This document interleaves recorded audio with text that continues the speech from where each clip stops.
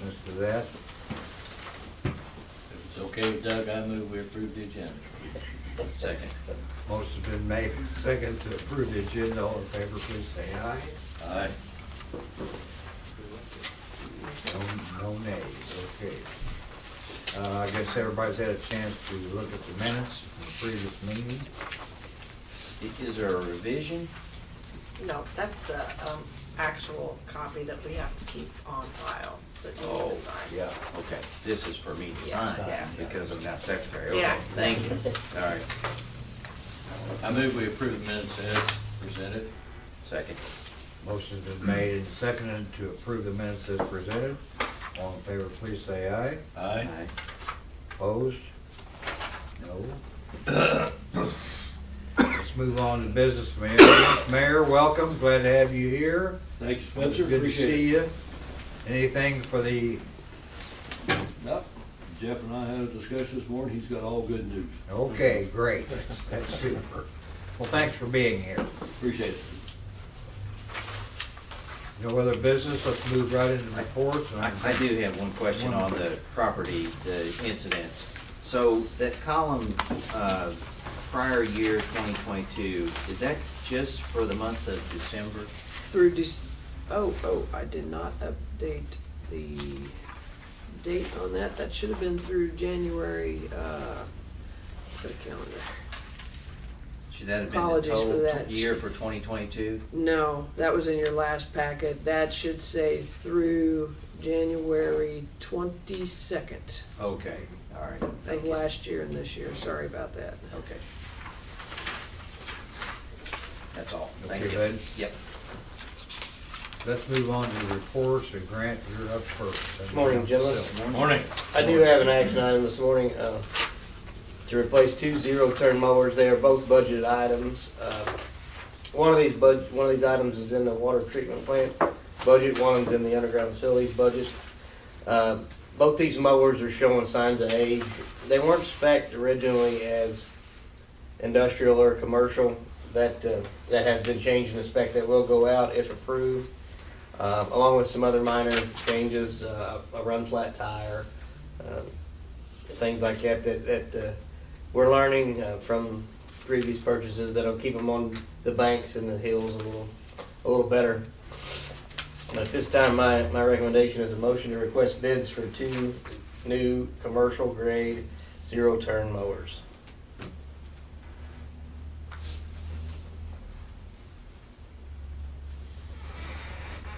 Since we're just seeking bids, I would Yeah. make a motion to request bids for two new commercial zero-turn mowers. I'd second that motion. We have a motion and a second to request bids for two new commercial zero-turn mowers. Any other discussion? All in favor then? Aye. Aye. Motion carries, okay. Thank you, gentlemen. Just a couple updates. The sewer between the alley of North Odell and North Jefferson, all the pipe and manholes have been installed. That is, I'm very proud to say that we completed that job incident-free. That was very dangerous, very hazardous situation for most of the summer, and that is complete. We will go back and do the yard work and fences as weather allows, and we're gonna try to do, the weather looks good next week, we'll probably get most of the fences done there, but grass seed and yard restoration will continue in the spring. We did receive the camera trailer, all the new components are back.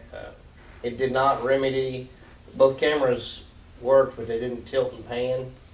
And I was under the assumption, since both cameras were doing the same thing, that it might have been in that.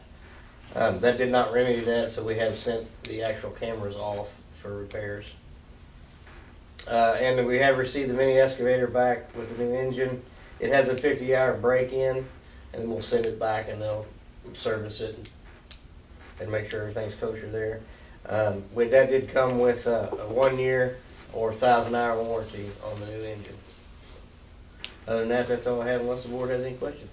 Did you learn anything about the flow study with your meeting? We kind of got a little direction of how we're gonna go. I think they're gonna give us a report on, we're looking at probably joining joining forces with them, giving them some help and probably doing some smoke testing. That's where we're leaning, but that'll come back to you before we make any final decisions. Don't guess we've had enough rain for you to find out whether what you found out on the west side of town will make a difference. Well, they've discovered that the valve that they thought went to the cause that did not go to the sanitary. But So now you're back to square one? well, I think we're just gonna go maybe next time we get a good rain and see where it does go. Just try to dye the roof drains and so we can identify where that. We'll start from ground zero and where does it go if that's not the case? You know, if it's not where they thought. Shucks. Yeah, we thought we had a piece of low hanging fruit there, but I think it's gonna be a little more challenging than that. But I think we got a plan next time it rains to go ahead and find out where it does go. Okay, thank you. Yeah, I think on the, on the meeting on the I&I with Burns McDonald, we do have money budgeted for that. And I think, we could get about 200,000 feet of, sewer mains smoke tested and gone over. They're gonna come back with a proposal for that, but about 4 weeks, I think, is what they said, I to think do that's about- 200,000 feet.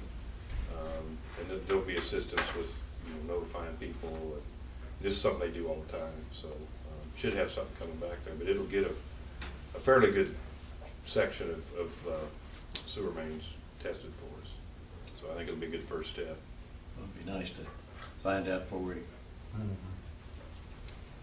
Possibly public meeting assistance too, to let the public know, kind of. It's gonna be, I think this first go around's gonna be a lot on, what, it'll give us some direction moving forward on, pretty good inventory on what types of problems we have, and then we're gonna have to sit down and develop solutions to remedy those, particularly the ones on the private side, which I think is probably where the majority of them are, so. well, but according to that map, I mean, there was kind of concentrated pockets, so, Yes. I mean, that does help. Yeah, and from what I understand, we'll take those quadrants separately and find out what's wrong and why is this Yeah. a major area. And That makes sense. Okay, well, thanks. Any more questions for Grant? Grant, thank you. Let's move on then to Doug. Welcome, Doug. Morning, gentlemen. Morning. I do have a couple action items for you today. The first being the replacement of truck 318. I did send out request bids for that truck. We did request full-size and compact truck bids. We did receive 2 bids each from 2 vendors. After speaking with the vendors, one of them informed me that they could no longer get those trucks, that they weren't available. The fleet trucks weren't being built anymore. And talking to the other one, that he did bid a fleet on the Ranger side, but the full-size truck was bid retail side, so that's why it was still available to get it. I did talk to the local vendor. He said the reason he didn't bid was because he knew that the units, he could no longer bid the fleet, that his only option was retail, and he couldn't be competitive at retail. So he did not bid that. So with that, the only truck that's available to purchase is the full-size from Hoflander. So my recommendation is for a motion to accept the bid from Hoflander Ford for a new 2023 Ford F-150 four-wheel drive pickup in the amount of $42,376.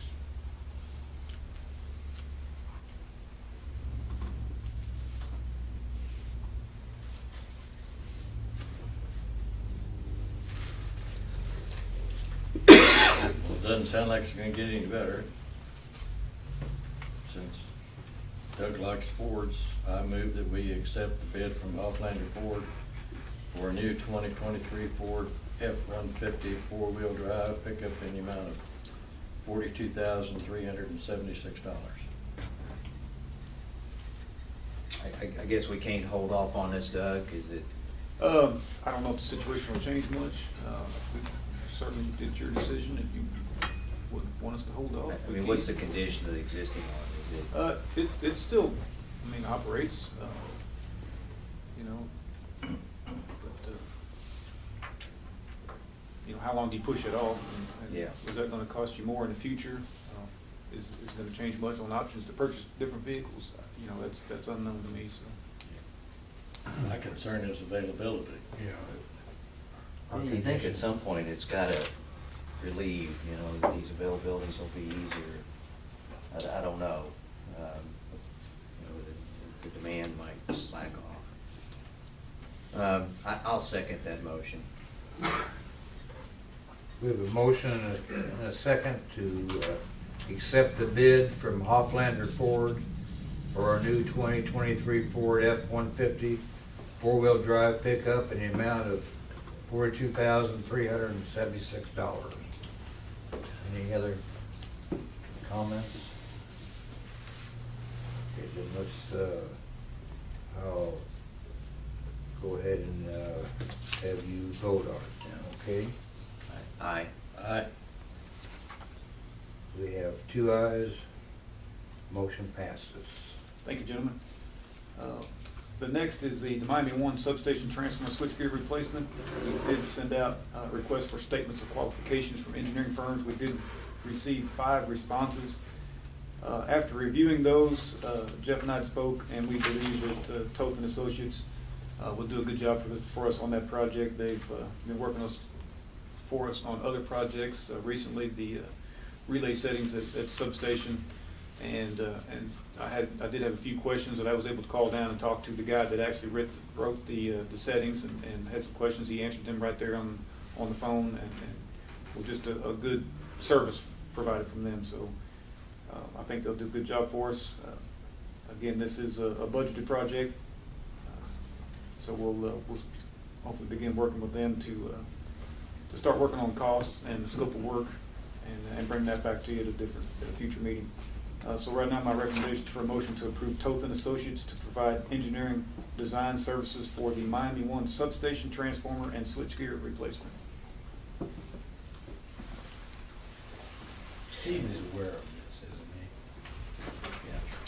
isn't I think we've talked about it. I don't know how aware he is, but yeah, this is just a selection of the, he? Yeah. of the engineer, and then we'll come back with the scope and cost. And as Doug mentioned, they're currently doing our electric system study. We're using them for our time of use rate study. And we had some relay setting issues over at Miami when we had these transformers switched out for tap change repair. And I was in on a call with Doug discussing relay corrections, and you know, with the work they've done for us in the past, that's kind of like an interview. We've been really pleased with the work they've done. They're not a great big firm, but they're not really small. I think they're around 60 to 70 employees. So Well, they've done good work for us. they've done good work for us, and I think some of the issues we ran into in the past was the firm we were using was small, to the point where if you lost a key individual, it affected the type of work we got. So I think we're real comfortable with moving forward with that. I would make that motion to approve Toth and Associates to provide engineering design services for the Miami One substation transformer and switchgear replacement. Second. We have a motion and a second to approve Toth and Associates to provide engineering design services for the Miami One substation transformer and switchgear replacement. All in favor, please say aye. Aye. Motion carries. Thank you, gentlemen. Kind of on that same topic, the Miami One transformer is down out of service right now because of the tap changer issues we had last fall. I did receive a quote for that repair. That the transformer's been taken down and inspected to find out what all is wrong with it, what needs to be replaced. So you'll have that kind of in front of you there on this handout that I passed around. Yes, be sitting down when you look at the price.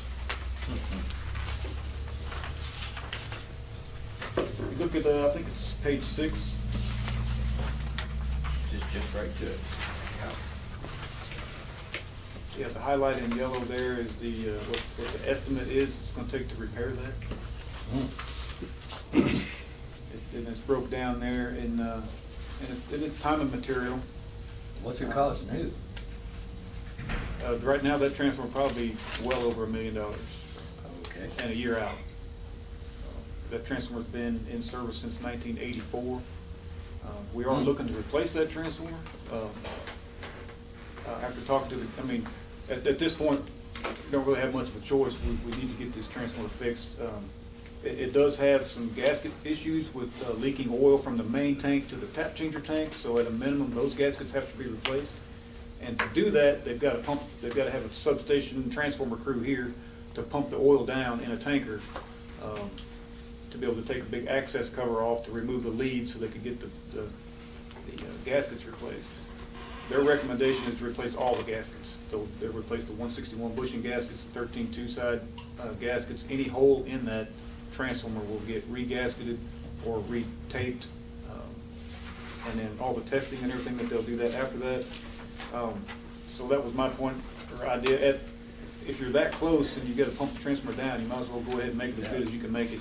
We may depend on it for, at a minimum, 5 years, or maybe longer. Depends on what lead times is and on getting that substation material replaced in the future. So just kind of let you know that that's where it's at.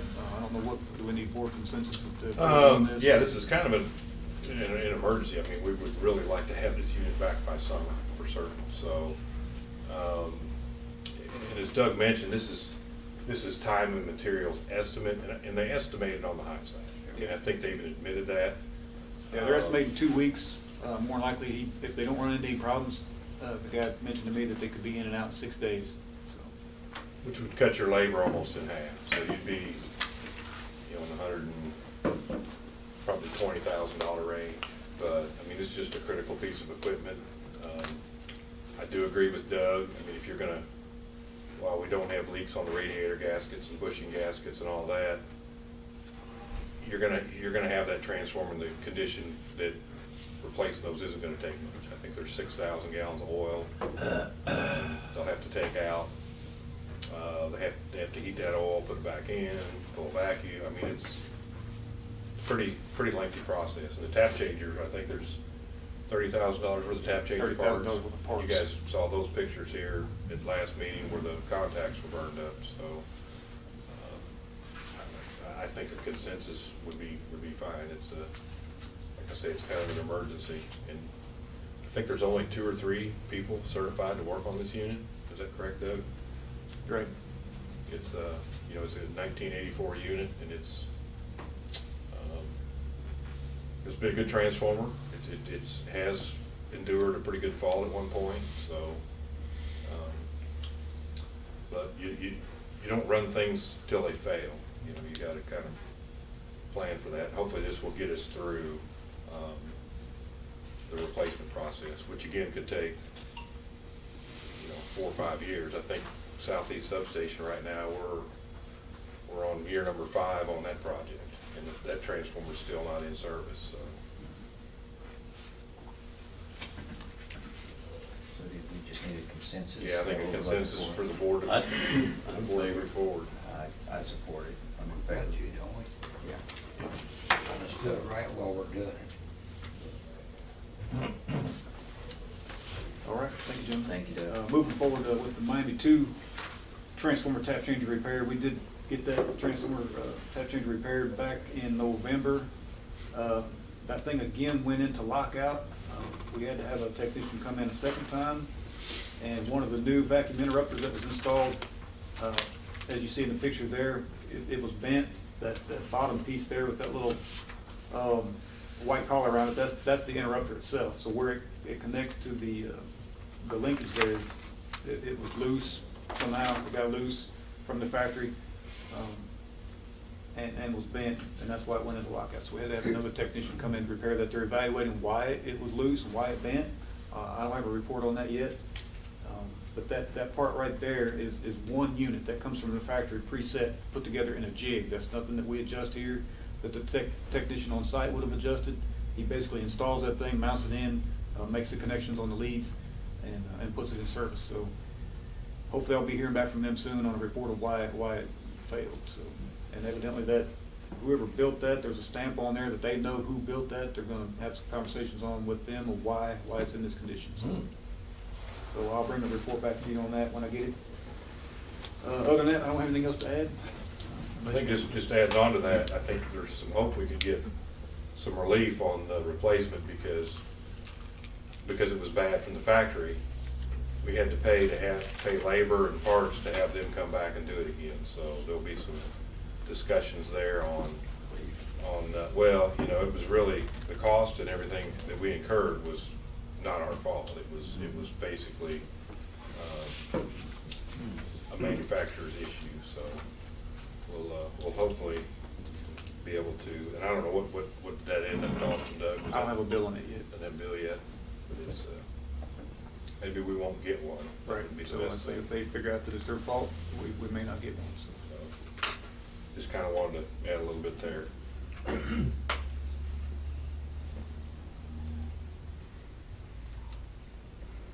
more talk for Doug? Okay. Doug, thank you. Okay, Travis, I think you're up next with water treatment. Morning. Morning, Travis. I do have an action item. It's for the 2023 well treatment and maintenance. It is a budgeted item. We treat 5 of the wells out of the 10, and then we pull 2 of those pumps off of those and rebuild those and everything. This project we've done for a number of years, and it seemed to help with keeping those wells in good condition, everything, finding issues that would arise before they end up costing a lot more. So my recommendation is a motion to request bids for the annual well treatment and maintenance for 2023. I think it's worked great over the years. Probably save some problems down the road. So I would move to request bids for the annual well treatment and maintenance for 2023. I agree. I think it's good preventative maintenance, and I would second that motion. With a motion and a second to request bids for the annual well treatment and maintenance for 2023. All in favor? Please Aye. say aye. Aye. Motion carries. Thank you. Not really much else to add other than what's in the packet, but I'd be happy to answer questions if you have any.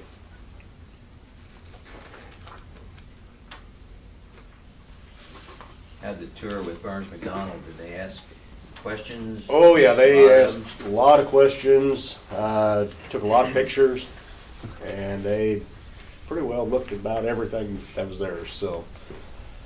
I haven't got anything back from them yet. I'm assuming they're writing everything up, and then they're gonna come back with a cost estimate, I believe, on that, and then we'll bring all that back to you guys. Sounds like they were thorough. I think so. I think they're gonna be a good asset for us. Yeah, I was very pleased with the staff that they sat down. It was very, very, it didn't take long to figure out we had the right people. It was, I think it's gonna be establish a good foundation for the plant and moving forward, and we're looking at getting a 20-year plan on the plant through this process, so. Any more questions for Travis? Thank you, Travis. Nolan, I think that you're up next. Morning. Welcome. No. I guess not a whole lot to add, but we did do that walkthrough on Wednesday. There's a pretty good list of some things that are still need to be addressed on that project. We did have an issue with a mixer. Somehow the power cord got caught in the prop and cut it. It has been sent to the shop for repairs. It's supposed to be back next week. Looking at how to address that moving forward. The contractor for the septic waste hauling, met with them, got everything done. The samples were sent to the lab on Wednesday. And Smyco was on site yesterday to give us some pricing for the drip pump installation. Had them look at installing some other valves for us too while they were here. So hopefully have those prices back here pretty quick and get that moving forward. There is the bill, the most recent bill we've gotten from Burns and Mackin here with the report. And once we get the substantial completion report from them, I think there's another one on its way. There's So. gonna be, 2 more, 3 more? 3 more. 3 more bills, and that's, Is this, the contractor, is that to accept their waste and treat it? Is this contractor to haul septic waste or? Correct, yeah. Yeah, okay.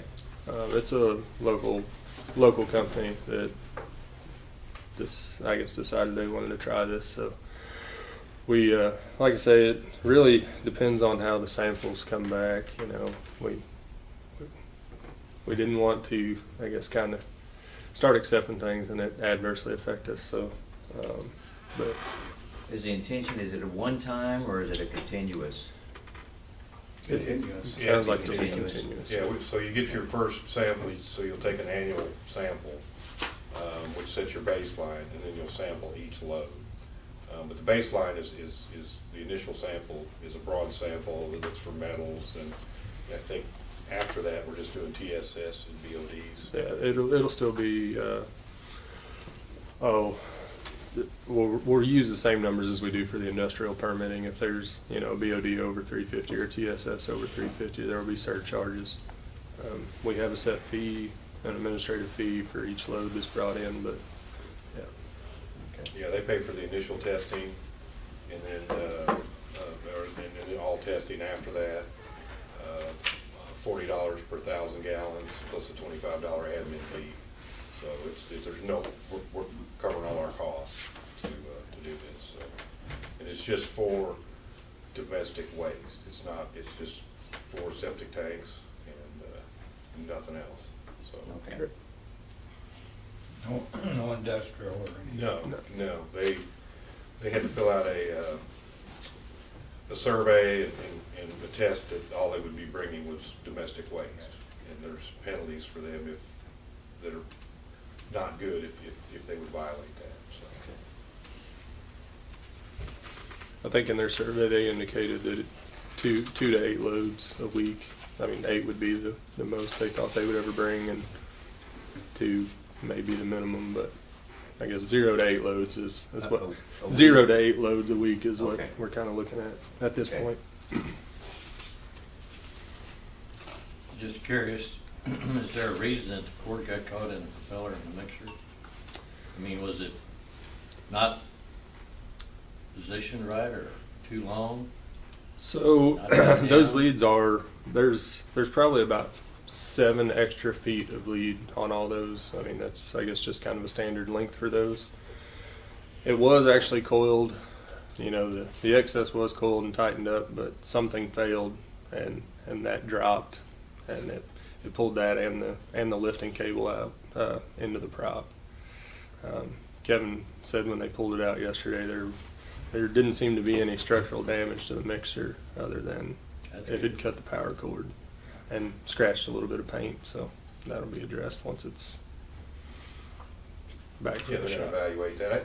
And, I asked him, I was down there on the walkthrough and they've seen that before. It's not something that's common, but it can and does happen.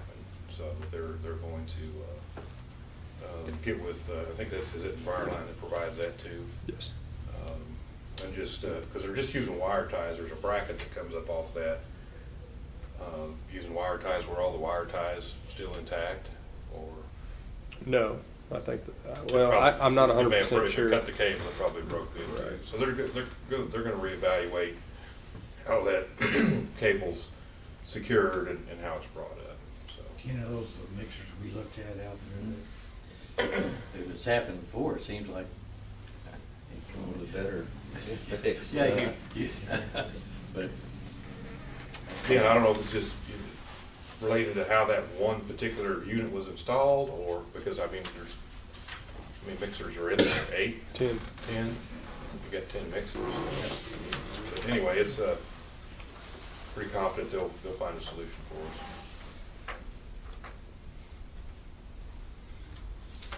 okay, Thank you. Any more questions?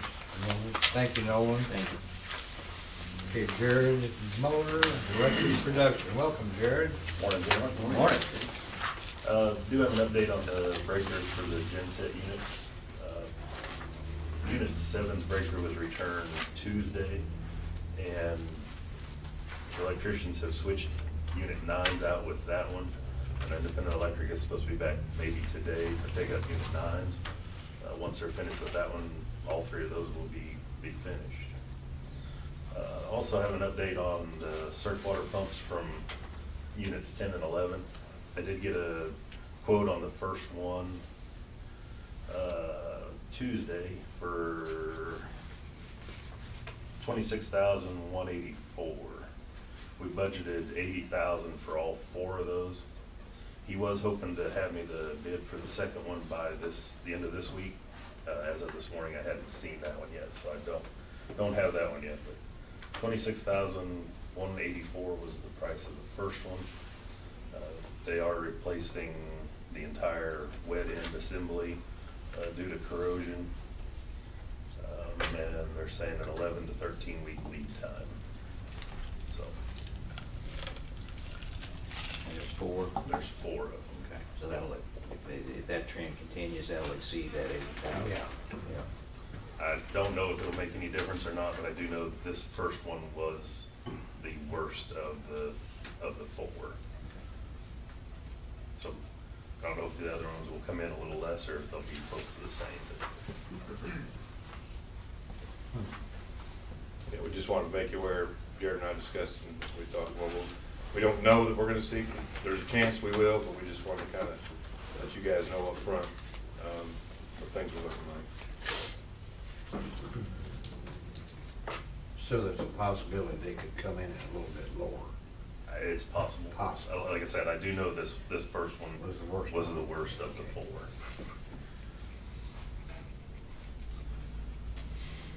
And that's pretty much all I've got, unless you got any questions.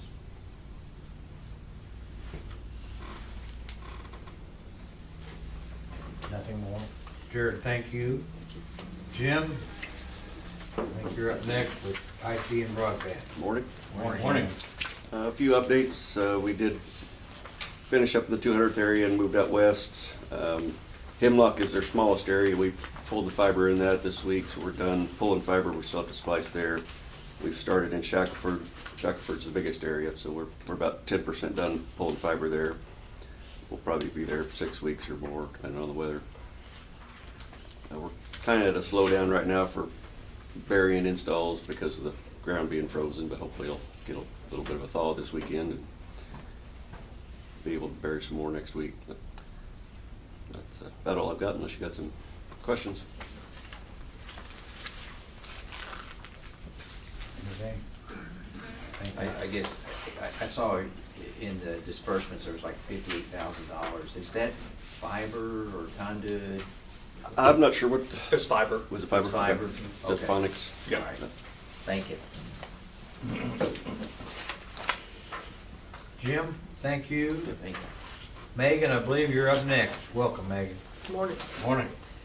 Just a few updates on the annual wage and benefit review, the survey that we send out. We're up to 24 responses on that, so getting a pretty good response this year.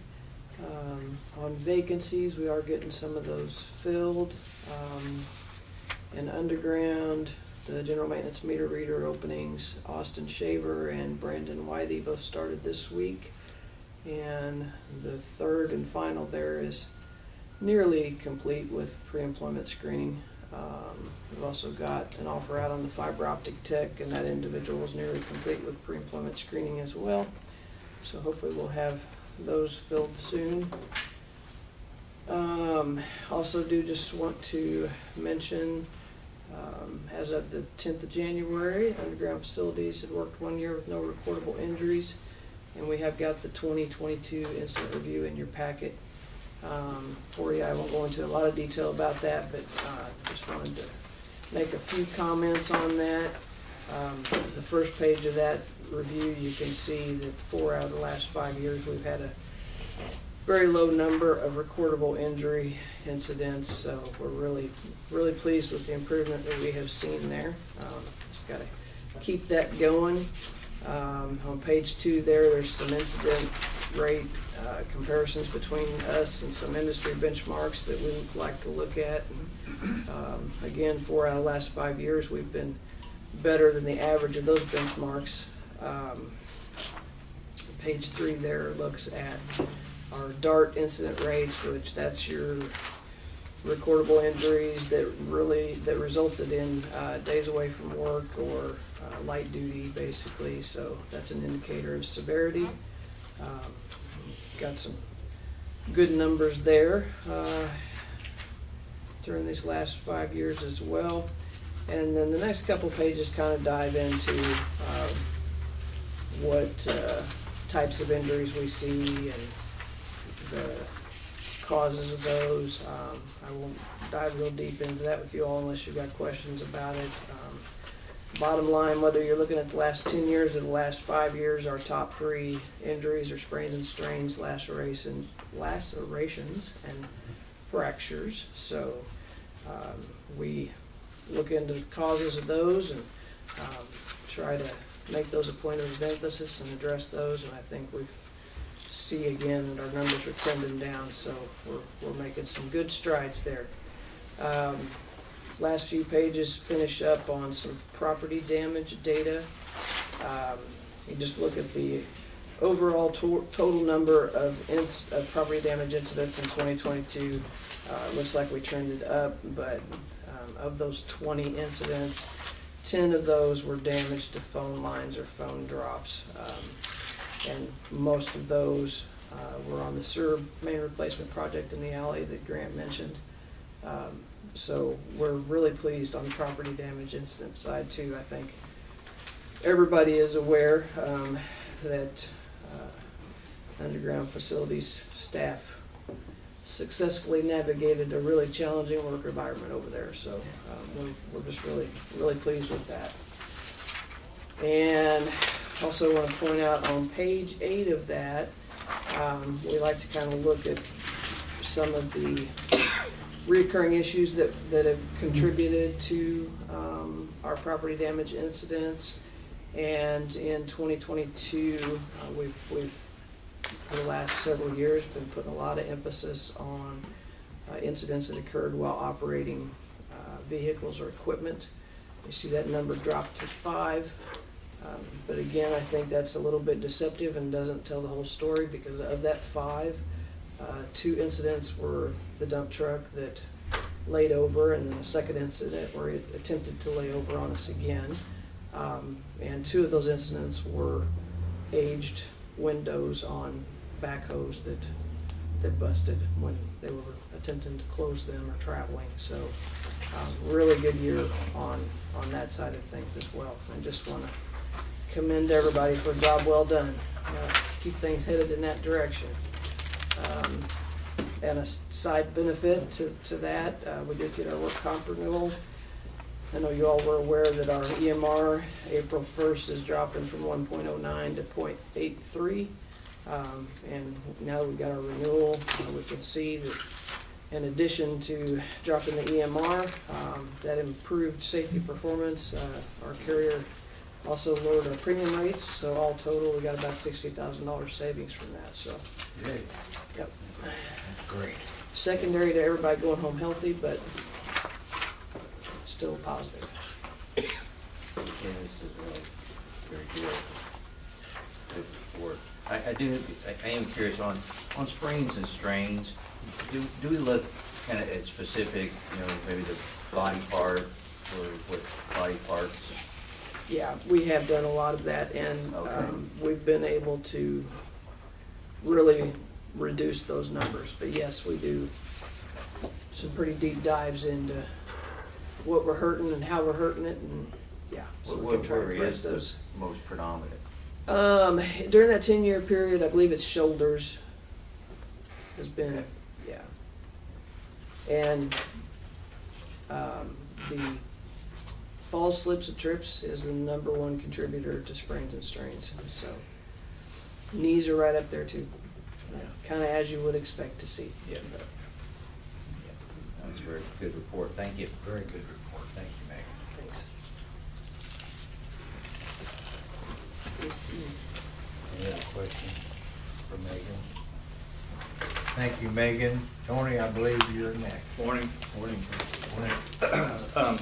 I do have with December ending our first quarter of the fiscal year, I do have kind of a summary in there on our budget, finance, and cash reserves there on the budgetary numbers for the first quarter. You can see that we're, in a perfect world, we should be at 25%. We're overall 24 revenue, and then we're doing well at 18 on expenses. If you, the page behind there is kind of a more of a little detailed breakout of kind of where we're at per category for each department. You'll see, obviously, I was kind of conservative in our interest income, not sure where the market was going to go on that. Obviously, it's went way up, so we're really high on that. The maintenance on an electric is kind of showing high. That, and really that's the tree trimming. We did all that up front, so that's kind of the expense that we hit up pretty quick in the year. But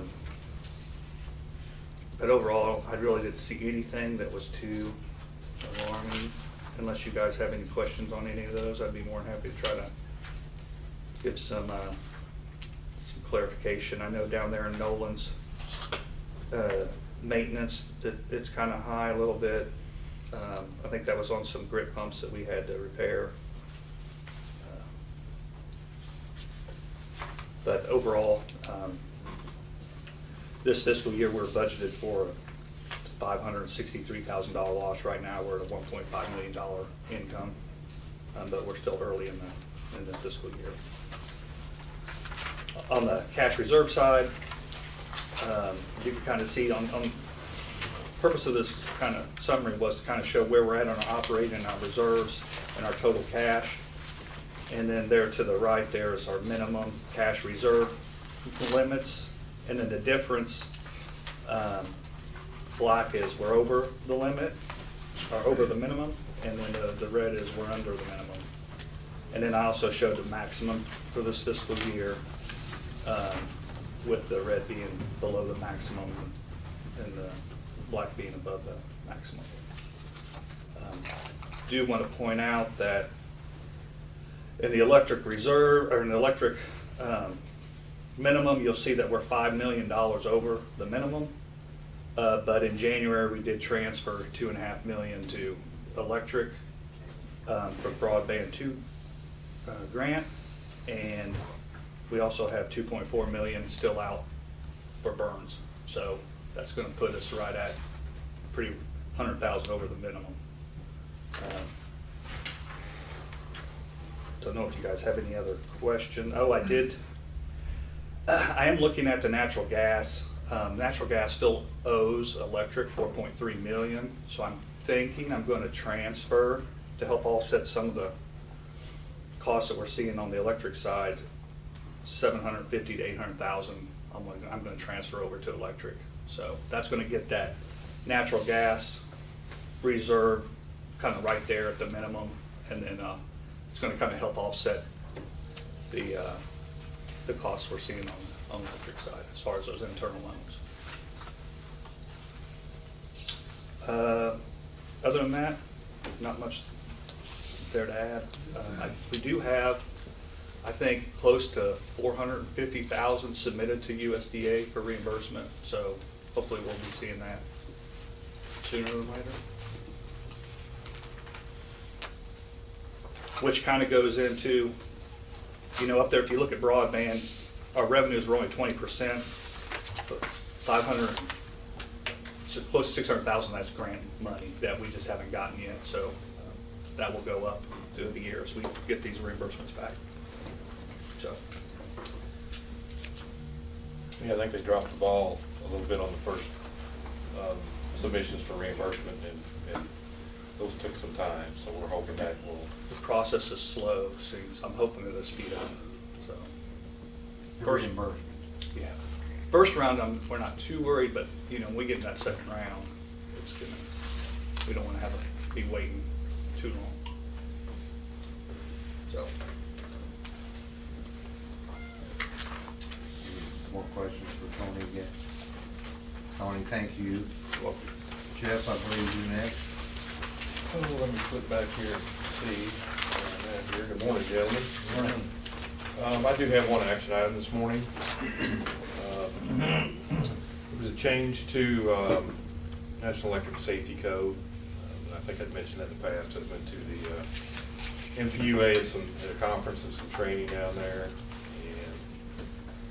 and to kind of stay ahead of it and limit liability, we need to develop a small cell agreement. That way, if we're approached by somebody to come in, we have an agreement, it assigns responsibility. In addition to that, there's an aesthetics ordinance. I guess some of this small cell equipment is really large, and the potential is set something bigger than a refrigerator next to the street. And really what that's for is, again, some control and to dictate how this equipment's installed, where it goes, those terms and conditions. And it's a lot easier to do that before they get here than after they get here. So, visiting with Penny and Healy Law, you know, we got to talking. Some communities are addressing this with existing pole attachment agreements. They don't recommend that. They recommend having a separate agreement. But that kind of started a discussion on our pole attachment agreements. And I think in talking with her, we hold the record for the oldest one she's heard of, which is 1965. So it's probably time to take a look at those. As you see there, we've got a 1980, a 1965, a 1981, and then a 2005. So I think that would be good to go ahead and work all this in. You can see there's a approximate price listed there. They will do a lot of the groundwork, but we will involve the city attorney, and I have sent him this information. He did review the engagement letter and has no issues with that. So my recommendation would be to sign the engagement letter with Healy Law to perform the work as presented. How'd you select Healy? They work for MPUA. Okay. They've done work for us in the past. Their wheelhouse is utilities. Okay. And they actually were the ones that presented. There was an engineer from City Utilities in Springfield, and then Penny with Healy Law that did the presentation at MPUA. So yeah, we've used them, territory agreements, some different things, but they're a good firm. And it was obvious. I spent about 30 minutes on the phone with her. They're doing this for other cities. She knows all the statutes and everything by heart, and it's just kind of one of those specialty things.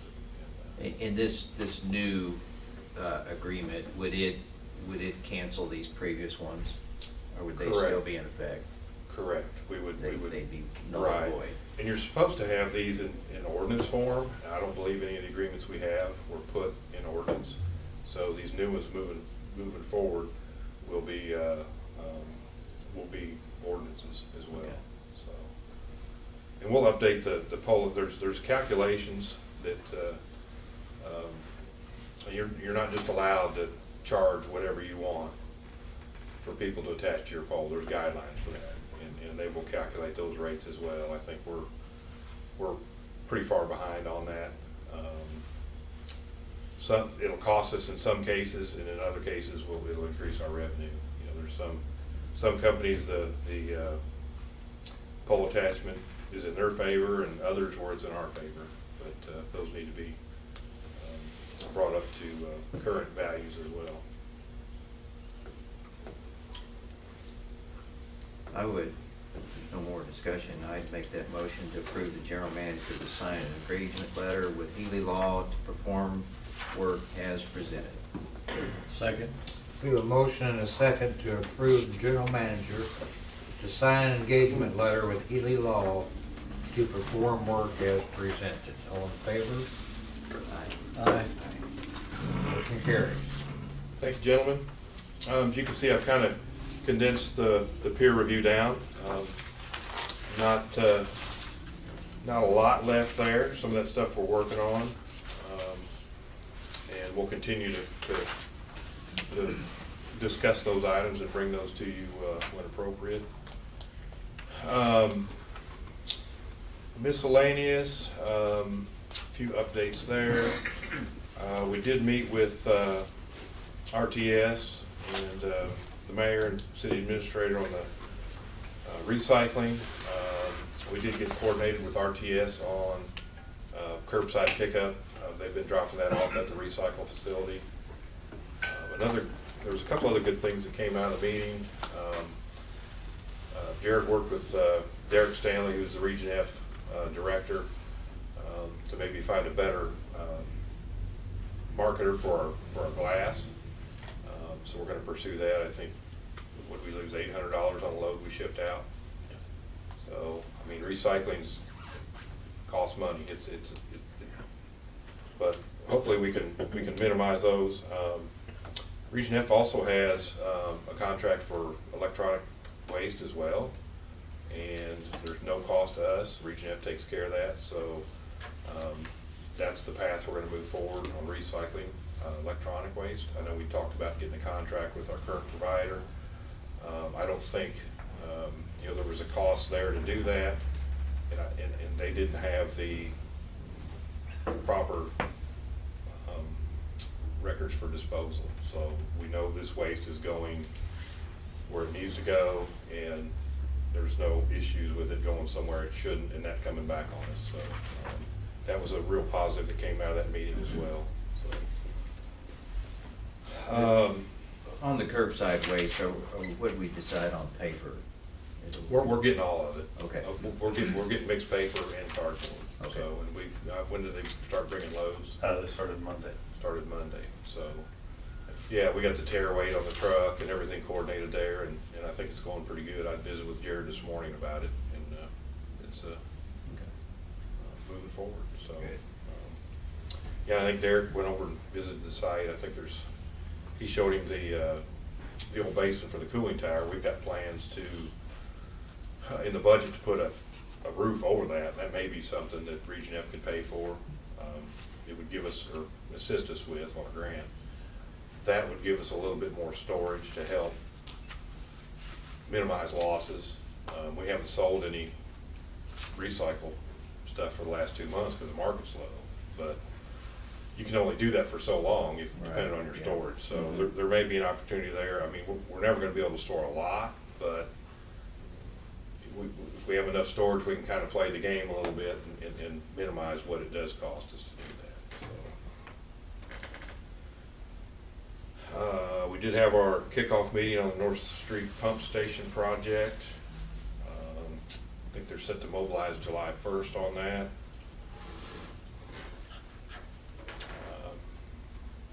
I&I, we talked about that a little bit. Did have the Generation Roundtable in Higginsville. I think that went really well. We do plan to host the next one here, and I'll kind of let you guys know if you're available and want to participate. I think it would be good to have you. So, Is that in March? I don't think we've set a date yet. We kind of mentioned March. Later March. Yeah. No, that was, just to kind of talk through some things. We did submit our generation costs to MPUA, and I think some of the other utilities, I need to reach out to a couple of the other ones and see where they ended up on their costs. I think we turned out pretty good. We're our capacity credits and everything, we're not making a lot of money, but we're covering our costs. We're not showing a loss there. So we're able to put some money back to the units, just like circ water pumps and fogger PLCs and any kind of issues that much, so, I think we're in a pretty good spot there. Other than that, I don't have anything else. Be happy to try to answer any questions. Never hear anything back from that, little startup company where we offered them some We have not. incentives? Okay. We have not. Okay. I did have Tony pull the usage, it's been a week or two ago, it has went up. But, yeah, I can reach out to him and see. I've been kind of busy with, MSDC, as you guys know, the director took another position in Columbia, and working with, Wilson Tollner on year-end stuff. I think we're looking at getting potentially an intern director to just kind of help us, through these next few months until we find a permanent replacement. But, I could follow up on that. Yes, Sydney's not here to ask, but. I didn't see, I drove by the other day, I didn't see a signage up or anything. Right. Yeah, the usage has went up though, so they're doing, Okay. they're doing something, but I think we just went into the third billing month, so. Okay. Anything else for Jeff? Jeff, thank you. Let's move into cash disbursements.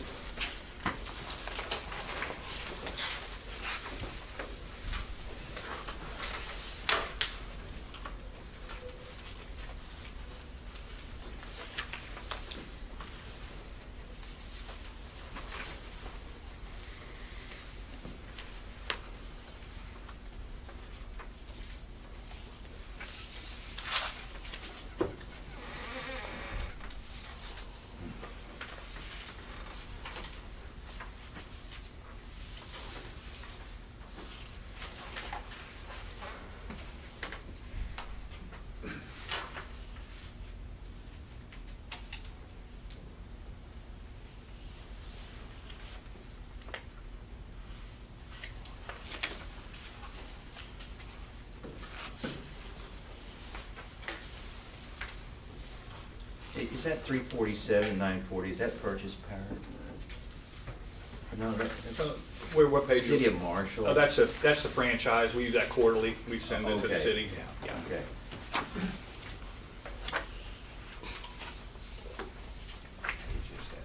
I think that's got on fuel mixed in there too, page Chuck, that's the 5. fuel station too, I think it's got some Okay. numbers in there.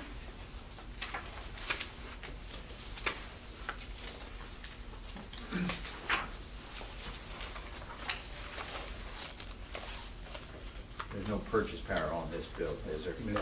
Okay. That's the next one. Yeah. Yeah. You didn't want to stick two Yeah. in there at one time. You gotta learn, Yeah. learn how to read Tony here. Well, Yeah, that'll be in the next one. I just sent the invoice yesterday, so Right, leveled it out. we won't have the bill yet. Yeah. Well, I would make a motion that we pay cash disbursements as presented. Second. A motion and a second to pay cash disbursements as presented. All in favor, please say aye. Aye. Motion carries. Other business. Next regular board meeting will be Thursday, February 16th, 2023. Everybody look okay at this point? I have a question. In years past, we have received a schedule of meetings for the entire year. I have not seen one.